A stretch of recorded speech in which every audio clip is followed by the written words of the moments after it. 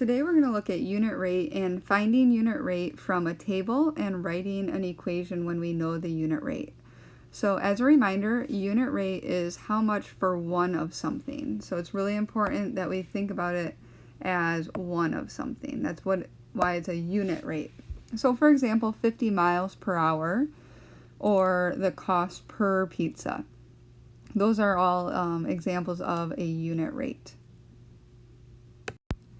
So we're going to take a look at this table and we're going to look for the unit rate. Now when we look for a unit rate, we have to think of the dependent variable and the independent variable. So we know what kind of unit rate we're looking for. So in this problem, it's the number of shirts and the cost. So the cost depends on the shirts. So I want to figure out the cost per shirt. That's the unit rate that I'm going to care about. So I want to figure out how much does it cost per shirt. Now it's really tempting to just go, oh, one shirt is $8 and say it's $8 per shirt and that's going to work all the time. That does not work all the time. It works in this table, so I'm starting us off with one that's really straightforward. It works in this table, but it won't work in every single table. So I'm going to show you another way of finding the unit rate that will always work. So we can see that the cost, if it's one shirt is $8, we can say 1 times 8 is 8, 2 times 8 is 16, 3 times 8 is 24.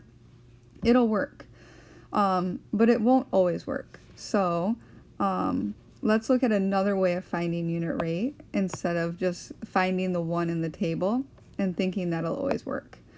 So a unit rate is how it changes, the rate that something changes. So if I buy one extra shirt, I can see that my cost goes up $8. If I buy another shirt, I can see that my cost goes up again by $8.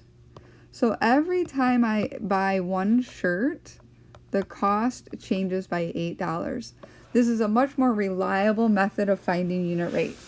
So our cost is $8 per shirt. And from before, we can see that that works. I can say 1 times 8 is 8, 2 times 8 is 16. So my equation would just be 8 times the number of shirts equals the cost, or 8n equals c. Okay, we don't always need to have that multiplication sign. We can just show it next to each other.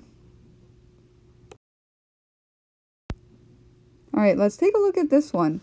So, like I said, it's really tempting to say, oh, one t-shirt costs $18, so it must cost $18 per shirt. Because remember, we're looking for the cost per shirt. Okay, this is a very similar problem as before. The cost depends on the number of shirts. But if we look at the second entry in the table, 2 shirts cost $26. So it can't be true that one shirt costs $18 because if I buy 2 shirts, 2 groups of 18 is not 26, it's 36. So something else is happening in the table. So we're going to look at the other method of finding unit rate. So I can see that I'm adding in one shirt, and we're going to look at what that does to the price. When I add a shirt, it again adds $8. To go from $18 to $26, it's adding 8. When I add another t-shirt, to go from $26 to $34, I'm adding 8. Another shirt, and again, I'm adding 8. So this problem has a unit rate of $8 per shirt. But when we write the equation, there's something else going on because it can't just be 8 times the number of shirts because, for example, 8 times 2 doesn't make 26. But 8 times 2 makes 16. And to get to a total of 26, I am adding 10. So there must be a starting fee, okay? Let's see if that kind of works with 3. So let's look at 3 shirts. 8 times 3 is 24. If I add 10, it gets me to 34, which is the price in the table. So that means my equation would be 8 times the number of shirts plus 10 equals the cost. This must be a starting fee that they charge. All right, let's look at this table. It's number of months and cost. So maybe it's how long you're at a gym and the total cost that you are paying. So the cost depends on the number of months you're at the gym. So I want to figure out how much it costs per month. So I'm going to look at how it changes. If I increase by 1 month, let's see how the cost changes. The cost changes by $40.